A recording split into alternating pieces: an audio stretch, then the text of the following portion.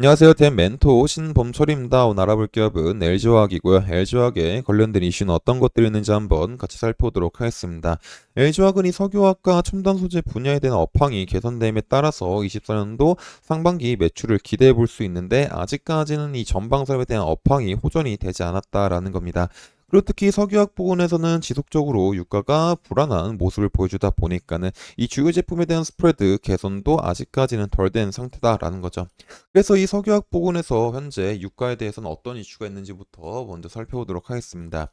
일단 유가 같은 경우는 지난주 3월 달까지만 하더라도 미국 원유 재고가 늘어나게 되면서 국제 유가가 하락했다는 소식이 있었습니다. 그래서 이 기사를 살펴보게 된다면은 미국 유사골에서 5월물 서부 텍사스 원유는 전날보다 0.26% 하락한 배럴당 81.35달러를 기록했었고 런던 선물거래소의 5월물 브렌트유는 전날보다 0.26% 내린 배럴당 85.41달러의 장을 마감했다라는 거죠.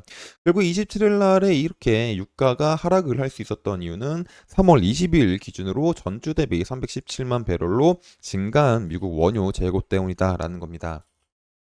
하지만 이 이슈 이후에 어떤 일이 있었냐면은 4월 3일 기준으로 해가지고 미국 상업유효거래소에서 5월물 서부 텍사스 원유 같은 경우는 0.32% 증가해가지고 배럴당 85.43달러의 거래를 마쳤고 런던 선물거래소의 5월물 브렌트유 같은 경우는 전날보다 0.44% 증가해서 배럴당 89.35달러의 장을 마감했다라는 겁니다. 근데 이제 이때도 미국의 에너지 정보청에 따르면은 3월 25일부터 29일까지 미국 원유 재고가 321만 배럴이 증가했다라는 거죠. 근데 저번 주에는 미국 원유 재고가 증가했을 때는 이 유가에 대한 가격이 하락했었는데 이번에는 미국 원유 재고가 증가했음에도 불구하고 유가는 상승했다라는 겁니다. 결국 유가가 상승했었던 이유는 중독 지정학적 리스크가 현재 이어지고 있고 또 오펙 플러스 회의를 통해서 감산 기조가 재확산이 되고 있기 때문에 유가 상승에 영향을 줬다라고 보시면 될 것 같습니다. 결국에 지속적으로 유가가 상승과 하락을 넘나드는 불안한 모습을 보이다 보니까 주요 제품에 대한 스프레드도 큰 폭으로 상승하고 있는 모습은 아니다라는 거죠. 그래서 이 범용 제품인 HDP, LDP, LLDP 같은 경우는 이제 3월 초에 비해서 약 20달러 정도가 줄어든 모습을 보여주고 있고 또 이 ABS 같은 경우는 소폭 증가하긴 했지만은 대부분의 범용 제품들이 가격이 하락한 모습을 보여주고 있다라는 겁니다. 결국에 지속적으로 이 범용 제품에 대한 스프레드 개선도 되지 않고 또 중국발 저가 공급 행진이 이어지고 있기 때문에 LG화학은 이제 공장 가동률을 조정한다라는 기사가 지속적으로 나오고 있다라는 겁니다. 이제 기사는 이제 4월 3일 날에 나온 것을 확인해 볼 수가 있죠. 결국에 이제 LG화 공장 가동률을 조정하는 이유가 기초와 첨단 소재 모두 불황으로서 고정비 부담 해소를 위해서 생산량을 조정한다라는 겁니다. 그리고 이제 기사를 살펴보게 된다면은 이제 LG화학이 공장 가동률을 조정을 통해 재고 자산 줄이기에 나섰다. 석유화학의 사업의 불황이 장기화하고 있는 데다 리튬 등 원재료 가격이 급락하게 되면서 양극재 판매 가격까지 역시 하락한 탓이다라는 거죠. 이에 LG화학은 석유화 업황이 개선될 때까지 공장 가동률 조정을 통한 생산량 통제 및 재고 자산 보유 기간을 단축하는 형태로 대응해 나갈 방침이다라는 겁니다. 결국 이제 석유화학 제품은 이제 뭐 유가 하나로만 결정이 되진 않지만은 지금 같은 상황에서 범용 제품분들은 너무 공급 과잉인 측면이 있고 또 이 공급 과잉이 되더라도 이제 수요가 많으면은 상관이 없겠지만은 아직까지 전방 산업에서 많은 양의 수요를 필요하지 않은 상황이다라는 겁니다. 결국에 지금 상황에서는 이 스프레드를 결정할 때는 이제 유가만큼 중요한 게 없다라는 거죠. 그래서 결국 이 유가 상승에서 주요 제품에 대한 스프레드도 이제 나오지 않고 또 재고 자산도 많기 때문에 이 공장 가동률을 줄이고 있는 상황이다라고 보시면 될 것 같습니다. 그래서 2024년도 1분기에서 석유화학 쪽에 대한 매출은 생각보다 많이 나오지 않을 수 있다라고 볼 수가 있을 것 같습니다. 그리고 양극재에 대한 부분들도 보겠습니다. 그리고 지난 시간에 이제 2월 유럽 전기차 판매가 이제 전년비보다 굉장히 둔화가 됐다라고 이제 설명했었죠. 결국 이제 전기차 판매가 둔화된 이유는 이제 보조금에 대한 이슈도 있고 인프라에 대한 이슈도 있고 이제 메탈 가격에 대한 이슈도 있다라고 이제 다 설명했었으니까는 이 부분은 넘어가고 이제 이 옆에 표를 보게 된다면은 이 분기별 국내 양극재 수출 물량이 있다라는 겁니다. 일단 이 분기별 국내 양극재 수출 물량을 보게 된다면은 이제 지난 4분기보다는 소폭 증가한 모습을 보인다라는 거죠.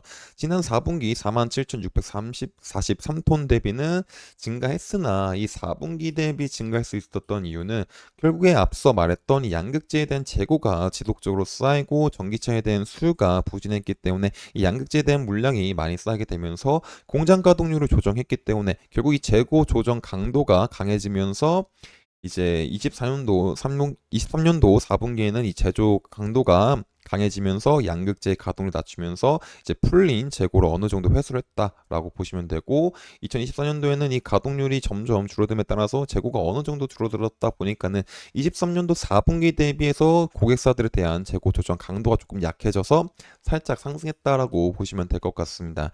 하지만 이제 24년도 1분기 같은 경우는 23년도 1분기와 비교해 보면 전년 동기 대비해서 약 23%가 하락한 모습을 보여주고 있다라는 겁니다.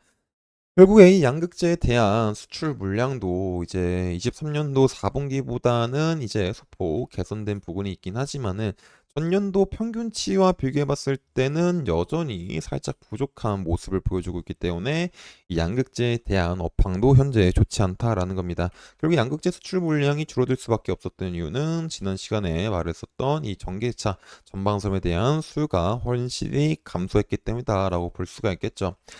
하지만 그래도 이제 24년도 상반기까지는 이제 양극재나 뭐 2차 전지나 전기차에 대한 시장이 좋지 않을 수 있겠지만은 지속적으로 이런 배터리 업체들 간의 재고 조정이 일어남으로써 이 재고에 대한 것들이 어느 정도 해소가 될 수 있는 상황이 마련될 수 있기 때문에 상저하고에 대한 모습을 보여주지 않을까 싶습니다. 그래서 이런 부분들은 제가 지속적으로 확인을 해서 여러분들한테 알려드릴 예정이다 보니까 LG화학에 관심 있으신 분들은 제 영상을 시청해주시면 감사하겠습니다. 그래서 이제 LG화학에 대한 주가를 한번 살펴보도록 하겠습니다. 사실 뭐 LG화학은 어떤 차트적으로서 아직까지는 뭐 크게 살펴볼 건 없다라는 거죠. 그래도 한번 살펴보자면은 결국에 지속적으로 가격이 하락을 했고 이 38만 원 부근에서 이제 소폭 반등이 왔지만은 이 50만 원 부근은 매물대가 강하기 때문에 살짝 눌렸고 다시 부근에서 45만 원, 6만 원 부근까지 왔지만은 역시 이제 이 부근에서도 매물이 나오게 되면서 하락을 하고 있다. 결국 이제 40만 원 부분까지 빠져주고 있다라는 거죠.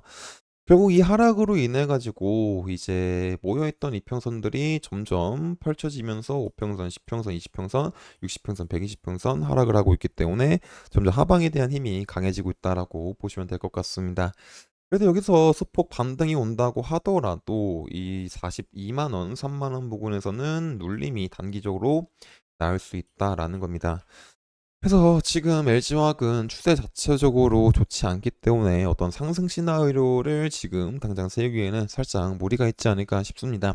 그래서 지금 당장은 약간 관망을 하는 포지션도 괜찮지 않을까 싶습니다. 그래서 이런 부분들도 제가 지속적으로 확인을 해가지고 여러분들한테 알려드릴 예정이다 보니까 LG화학에 관심 있으신 분들은 제 영상을 시청해주시면 감사하겠습니다. 이상 대현 멘토 신범철이었습니다.